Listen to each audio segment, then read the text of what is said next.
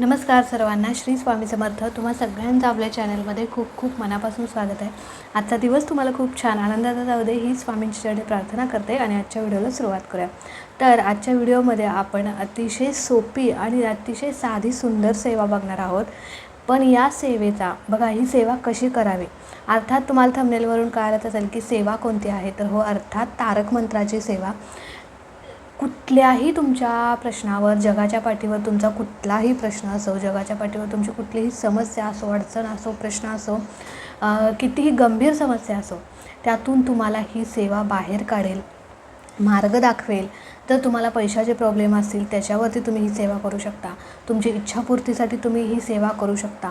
आणि सगळ्यात महत्त्वाचं म्हणजे हट्टी, तापट, रागीट व्यक्ती, संतापी व्यक्ती किंवा जी व्यक्ती व्यसनाधीन आहे, कुठल्याही प्रकारचं व्यसन असो, मग दारूचं असो, मावा, गुटखा किंवा काही जे काही वाईट व्यसन आहे, परस्त्री संबंध किंवा तुमची मुलं हट्टीपणा करतायत, चिडचिड करतायत, नवरा बायकोचं भांडण होतं आहे, घरात सतत वाद किरकिर होत आहे. म्हणजे आता मी कुठलं काय काय सांगू, तर तुमच्या कुठल्याही प्रश्नावरती ही सेवा अगदी प्रभावी आहे. ताई, म्हणजे बऱ्याच कमेंट्स आहेत की ताई, मुलं खूप चिडचिडपणा करतात, काय करू. नवरा बायकोचं खूप भांडण होतं, काय करू. घरात पैसा पुरत नाही, काय करू. तर तुमची कुठलीही समस्या असो आणि नवरा म्हणजे व्यसनी आहे किंवा बाहेरच्या नादाला आहे, तर मी कोणती सेवा करू. किंवा मुलं अभ्यास करत नाही, त्याच्यासाठी काय करू. तर मी म्हणलं, परत एकदा तेच सांगते की तुमच्या कुठल्याही जगाच्या पट्टीवर कुठल्याही प्रश्नावर तुम्ही ही सेवा करू शकता. त्वरित अनुभव देणारी सेवा आहे. बाकीचे तुम्ही पारायण वगैरे काही नाही केलं तरी चालेल, पण ही सेवा जी आहे ती मनापासून करा.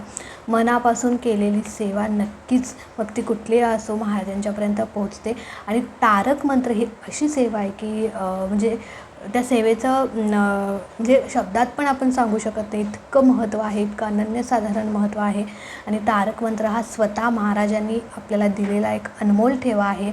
महाराजांनी स्वतः ते रचून आपल्याला म्हणजे भक्तांसाठी दिलेलं आहे. आणि महाराज नेहमी सांगतात की जो माझा तारक मंत्र रोज म्हणेल किंवा रोज म्हणतो, त्याला मी कुठल्याही संकटातून तारतो, त्याच्या समस्येतून तारतो, त्याचा उदरनिर्वाह मी स्वतः करतो. इतकी प्रभावी सेवा किंवा इतकी प्रभावी ताकद तारक मंत्रात आहे. पण तारक मंत्र म्हणायचा कसा. बघा, आपण रोजच तारक मंत्र म्हणतो, म्हणजे नित्यसेवा आपली रोजची असते. म्हणजे नित्यसेवा म्हणजे काय, तर आपली रोजचे 3 अध्याय तारक मंत्र किंवा आकडामाळी ह्या सेवा आपण करतो. पण स्पेसिफिक तारक मंत्राचं अनुष्ठान कसं करायचं किंवा एखाद्या इच्छापूर्तीसाठी किंवा एखादं काम होण्यासाठी कसं तारक मंत्राचं अनुष्ठान म्हणायचं किंवा कशी सेवा करायची असते. बघा, रोजची सेवा करणं किंवा रोज नित्यसेवेत तारक मंत्र म्हणणं वेगळं. पण एखाद्या इच्छापूर्तीसाठी किंवा एखादं काम होण्यासाठी किंवा आपला नवरा व्यवस्थित वागावा, नवऱ्याचं व्यसन सुटावं, मुलं हट्टीपणा, चिडचिडपणा कमी करावेत, आजारी बाधित व्यक्ती तुमच्या घरात असेल, एखाद्या व्यक्तीला भूतबाधा झालेली आहे, नजरदोष झालेला आहे, अशी व्यक्ती तुमच्या घरात असेल, एखाद्या व्यक्तीचं मानसिक संतुलन बिघडलेलं आहे, काही पण बडबडते, काही पण ती स्वतःच तिला भान नसतं किंवा तुमच्या मनात सतत वाईट विचार येत असतील, सतत मृत्यूचं भय वाटत असेल, एखादी चिंता, काळजी सतत तुम्हाला वाटत असेल, काहीही तुमच्या घरात अशा गोष्टी घडत असतील, तर त्याच्यासाठी ही सेवा कशी करायची. बघा, मी तुम्हाला ज्या पद्धतीने मी तुम्हाला सेवा सांगते त्या पद्धतीने तुम्ही सेवा करून बघा आणि अनुभव घेऊन बघा. अगदी तुम्हाला 3 दिवसात जर ह्या सेवेचा अनुभव नाही आला तर मला नक्की कळवा. तर बघा, तर मी ही स्वतः सेवा केलेली आहे. तुम्हाला त्याच्याच आधारावर मी सगळं सांगते. मी स्वतः सेवा केलेली आहे, त्याचा अनुभव स्वामींनी मला दिलेला आहे. आणि मलाच काय, असंख्य स्वामी भक्तांना या सेवेचा अनुभव आलेला आहे, येतो. 3 दिवसात काही ना काही कुठलाही तुमचा प्रश्न असो त्यातून मार्ग मिळतोच. घरात काही ना काही छान असे बदल घडतात, पॉझिटिव्ह बदल घडतातच. तर कशी सेवा करायची. बघा, सगळ्यात पहिले तुम्ही तारक मंत्राचं अनुष्ठान किंवा संकल्पयुक्त सेवा करणार. तर ताई, रोजची नित्यसेवेमध्ये मग तारक मंत्र म्हणायचा का, तर हो, ती तुमची रोजची नित्यसेवा आहे, तुम्ही तारक मंत्र म्हणायचाच रोजच्या नित्यसेवेमध्ये. पण ही सेवा आपण कशासाठी करतो आहे, तर तुम्ही आता ही सेवा संकल्पयुक्त तुम्ही 21 दिवस करू शकता, 11 दिवस करू शकता, 45 दिवस करू शकता किंवा 51 दिवस करू शकता, 108 दिवस करू शकता. ठीक आहे, तुमच्या यथाशक्तीने तुम्ही कितीही दिवस ही सेवा करू शकता. तर आता कशी करायची आणि त्याचे नियम अटी काय आहेत. संकल्पयुक्त सेवेचे नियम अटी हे असतातच. काही 2-3 नियम आहे, ते पाळून जर तुम्ही सेवा केली, आणि शक्यतो एक नियम असा आहे की तो जर तुम्ही कटाक्षाने पाळलात तर 100% तुम्हाला त्याचा अनुभव येईल म्हणजे येईल. आता तुम्ही संकल्प न करता जर सेवा करणार असाल तरीही करू शकता, काही हरकत नाही. कळलं? संकल्पच करावा आणि सेवा करावी अशी काही नाही.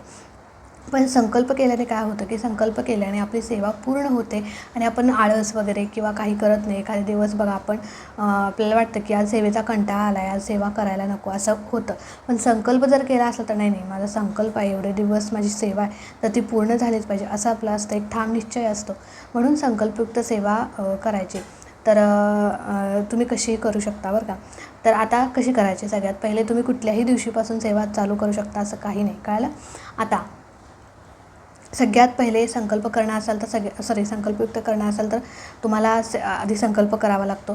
तर सगळ्यात पहिले महाराजांच्या समोर, आता सगळ्यात पहिले महाराजांचं अधिष्ठान तुमच्या घरात पाहिजे. कळलं? म्हणजे छोटासा मूर्ती म्हणजे छोटी मूर्ती, फोटो काहीतरी असणं आवश्यक आहे. बघा, महाराजांचं अधिष्ठान आपल्या घरात असणं खूप महत्त्वाचं आहे. एक मोठा आधार आपल्या मागे असतो. महाराजांचं लक्ष आपल्या घरावरती असतं आणि महाराजांच्या समोर बसून केलेली सेवा खरंच एक आपल्याला पण छान वाटतं. एक सेवा करण्याची जास्तीत जास्त ऊर्जा आपल्याला मिळते. म्हणून महाराजांचं अधिष्ठान तुमच्या घरात हवं. तर सेवा करत असताना पहिल्यांदा महाराजांच्या मूर्तीवरती अभिषेक वगैरे करून घ्यायचा, पंचोपचार पद्धतीने पूजा करून घ्यायची, संकल्प करायचा. पहिल्यांदा महाराजांना सांगायचं की महाराज, माझं हे काम होण्यासाठी मी ही तारक मंत्राचं अनुष्ठान करते. मग तुम्ही किती दिवसाचं करताय ते पण बोलायचं, तुमचं नाव गोत्र बोलायचं, म्हणजे संकल्प करायचा. पहिल्यांदा प्रार्थना करायची आणि की माझी ही सेवा निर्विघ्नपणे पूर्ण होऊ दे अशी महाराजांना प्रार्थना करायची आणि सेवेला चालू करायचं. कळलं? संकल्प कसा करायचा तुम्हाला माहिती आहे. उजव्या हातात फूल, पाणी, अक्षता, हळद कुंकू ह्या सगळ्या गोष्टी घ्यायच्या.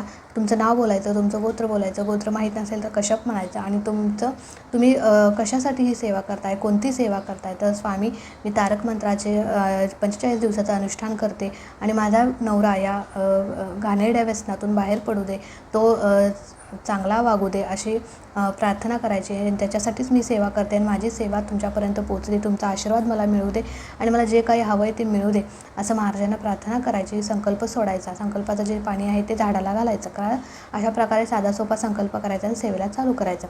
आता सेवा करत असताना धूप, दीप, अगरबत्ती लावायची, महाराजांना ओवाळून घ्यायचं आणि एक पाट घ्यायचा छोटासा, त्या पाटावरती वस्त्र अंतरायचं. आता त्याच्यानंतर एक फुलपात्र घ्यायचं तुम्हाला. आता हे तांब्याचं फुलपात्र आहे. शक्यतो जर तांब्याचं फुलपात्र जर तुमच्याकडे असेल तर तांब्याचंच फुलपात्र घ्या. नसेल तर म्हणजे दुसरं स्टीलचं वगैरे घेतले चालेल. पण आवर्जून जर असलं तांब्याचं फुलपात्र तुमच्याकडे असेल तर हेच घ्या. कळालं? सेवेसाठी.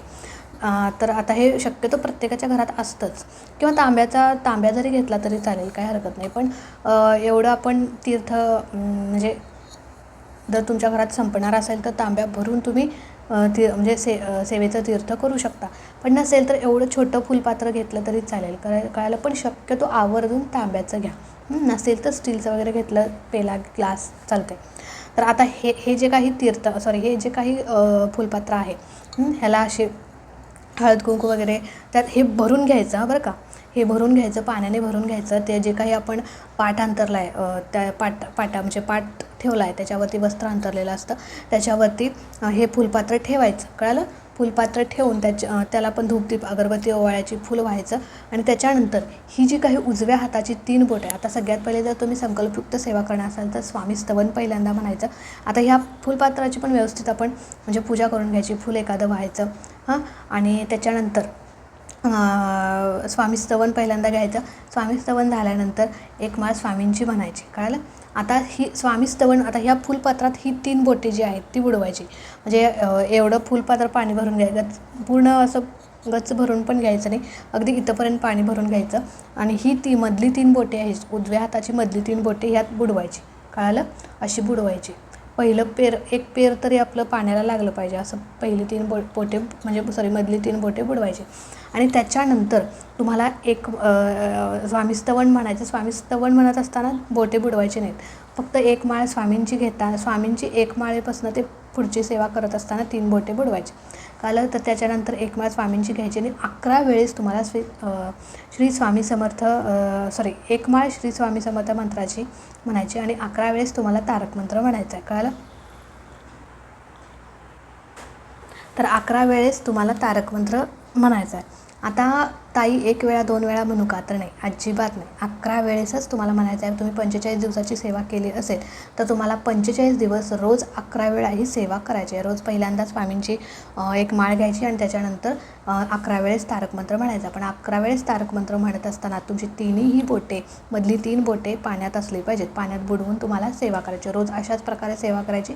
महाराजांची पंचोपचार पद्धतीने पूजा करायची आणि जे काही हे तारक मंत्र जो आहे तो अनमोल ठेवायला लक्षात घ्या. असंख्य स्वामी भक्तांना या सेवेचा अनुभव आलेला आहे आणि शक्यतो कुणी सांगितलं आहे म्हणून करण्यापेक्षा तुम्हाला काहीतरी हवं आहे स्वामींच्याकडून, तुम्ही स्वामींचे मनापासून सेवा करताय अशी भावना ठेवून आणि एखादी गोष्ट मला मिळणार आहे ही भावना ठेवून तुम्ही सेवा करायची आहे. आणि उगाच निशंक होय रे म्हणा, निर्भय होय रे म्हणा, प्रचंड स्वामी बळ पाठशी नित्य आहे म्हणा, असं नाही म्हणायचं.